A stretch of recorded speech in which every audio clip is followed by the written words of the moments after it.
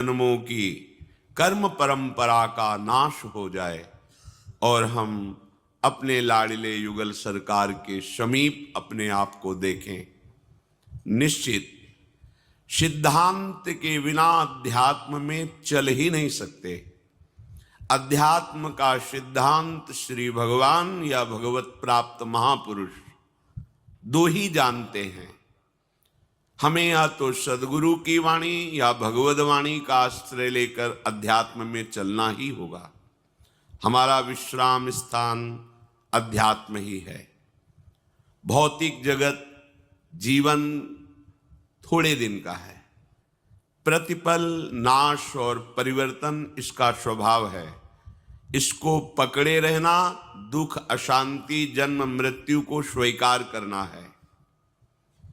इसीलिए सदैव भगवद स्मरण करते हुए अपने कर्तव्य का पालन करें। तस्मात् सर्वेषु कालेषु माम नुस्मर युद्ध च, श्री भगवान आदेश करते हैं। अब स्मरण तीन प्रकार से होता है। क्रियाजन्य स्मरण, संबंधजन्य स्मरण और बोधजन्य। कल चर्चा हुई थी। जो अपने स्वरूप को प्राप्त हो गए हैं, चाहे वो सहचरी स्वरूप हो या आत्म स्वरूप, ब्रह्म स्वरूप या भावदेह, उनकी तो बात ही निराली है। अब उनको कोई भजन की क्रिया नहीं करनी है, वो तो भजन स्वरूप हो गए हैं। और जिनका संबंध सिद्ध हो गया है, उनको भी अब भजन की क्रिया नहीं करनी है। उनकी प्रत्येक वृत्ति श्यामा श्याममयी होती है। संबंध और भावदेह की प्राप्ति के पहले जो हमारा संसार का राग है, भोगों का अभ्यास है, संबंधों का स्नेह है, ये हमें अभ्यास के द्वारा मिटाना होगा। आगे के श्लोक में श्री भगवान कह रहे हैं, अभ्यास योग युक्तेन चेतसा नान्यगामिना परमं पुरुषं दिव्यं याति पार्थानुचिन्तयन्। हे पृथानंदन अर्जुन, अभ्यास योग से तू युक्त हो जा। ये पहली भजन क्रिया है। क्रिया का होता है, संबंध का नहीं। बोध में अभ्यास की गुंजाइश ही नहीं, वो तो सिद्धावस्था है। प्रारंभ में हमारी वृत्ति जो जगत के स्नेह में रंग गई है, इसे जगदीश के स्नेह में मोड़ना होगा।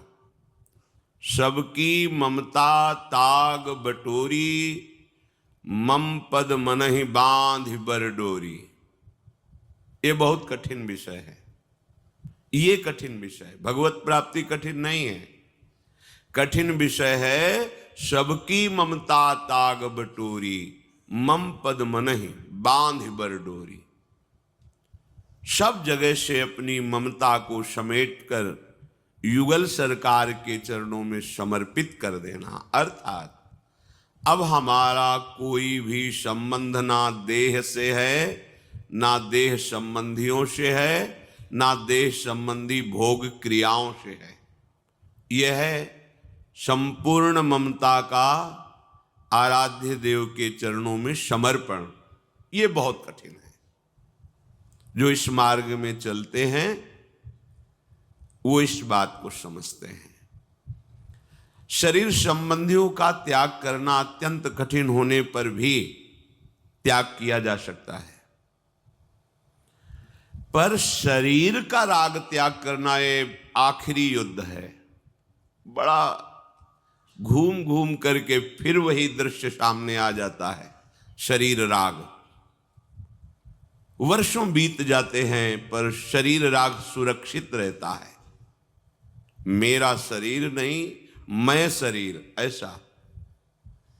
शरीर राग होने के कारण वो एकांत गुफा में हो या समाज में हो,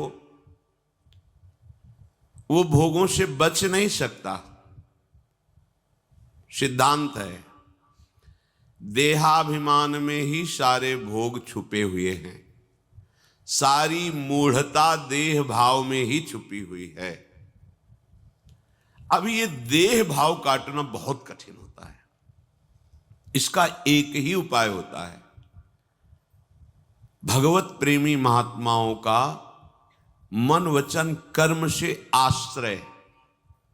ये आश्रय ही काट देता है शरीर का आश्रय। जिनकी संगति, अगर हमें श्री हरिवंश सुदर धर्म का पालन करने वाले, अर्थात वृंदावन में सखियों के मध्य में विराजमान लाडले युगल सरकार के प्रेम रस में डूबे हुए जो महापुरुष हैं, उनकी संगति प्राप्त हो जाए। महत्संगस्तु सुदुर्लभ हो, बड़ा दुर्लभ है। कितने सृष्टि में प्राणी हैं और कितनों को सत्संग प्राप्त होता है, और सत्संग में भी भगवत प्रेमी महात्माओं का संग बड़ा दुर्लभ। उनमें भी कितने आज्ञा का पालन करते हैं। अब एक खास बात हुई, देह राग का त्याग महापुरुषों के संग से होता है। महापुरुषों के संग का तात्पर्य मन वचन कर्म से उनकी आज्ञा पर चलना होता है।